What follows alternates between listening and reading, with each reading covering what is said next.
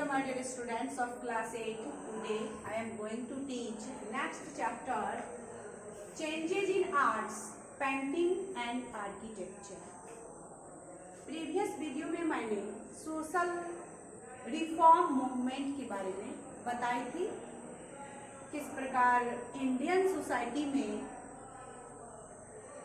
जो ढेर सारे यहाँ पे इविल्स थे, पोलोगैमी हो गए, चाइल्ड मैरिज, सती सिस्टम, तो इन सब इविल्स को यहाँ के ढेर सारे सोशल रिफॉर्मर्स भी थे, महात्मा गांधी, भीमराव अम्बेडकर, साउथ इंडिया के वीरेशलिंगम, पेरियार, नैकर इत्यादि यहाँ पर ढेर सारे सोशल रिफॉर्मर्स थे, उनको दूर करने का प्रयास किए। और हमारा आज जो सोसाइटी है, जो समाज है, इंडियन समाज एक अच्छी समाज में गिनती होती है। आज का जो ये वीडियो है, इसमें हम देखेंगे कि ईस्ट इंडिया कंपनी के समय में यहाँ पर पेंटिंग एंड आर्किटेक्चर, ये दोनों का डेवलपमेंट कैसे हुआ था।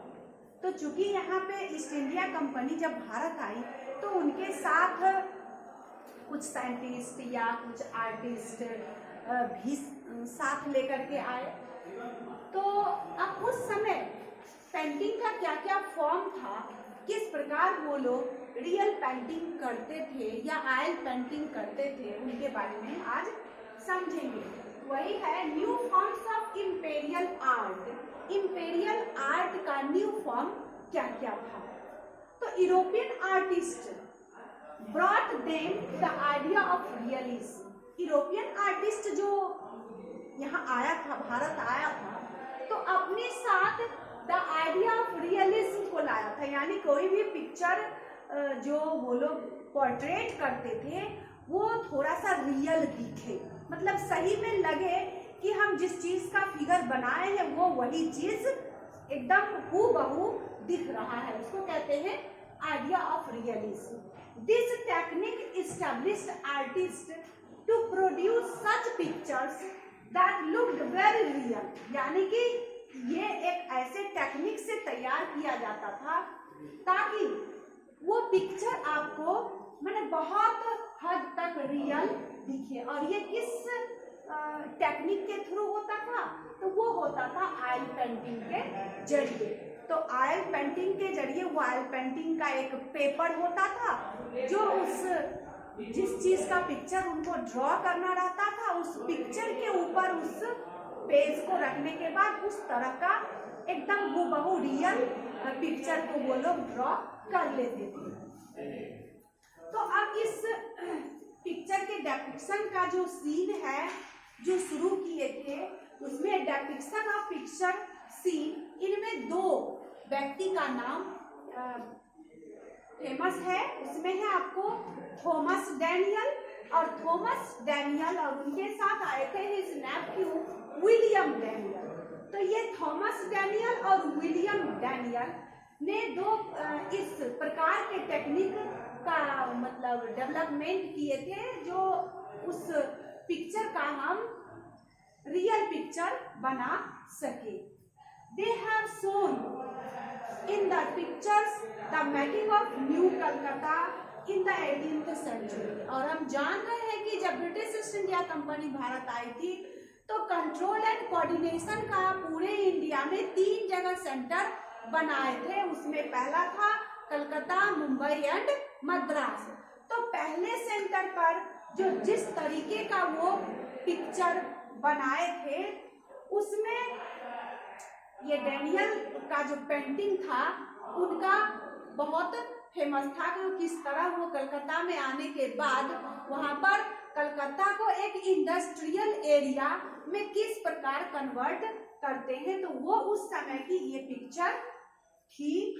ही difference between the tradition and modernity of their painting. और जब ये थॉमस डैनियल हो या विलियम डैनियल जब पेंटिंग का पोर्ट्रेट करते थे तो कौन से पिक्चर ट्रेडिशनल है या कौन से सीन ट्रेडिशनल है और कौन से सीन में थोड़ी सी मॉडर्निटी दिख रही है, ये उनके पिक्चर से दिखती थी।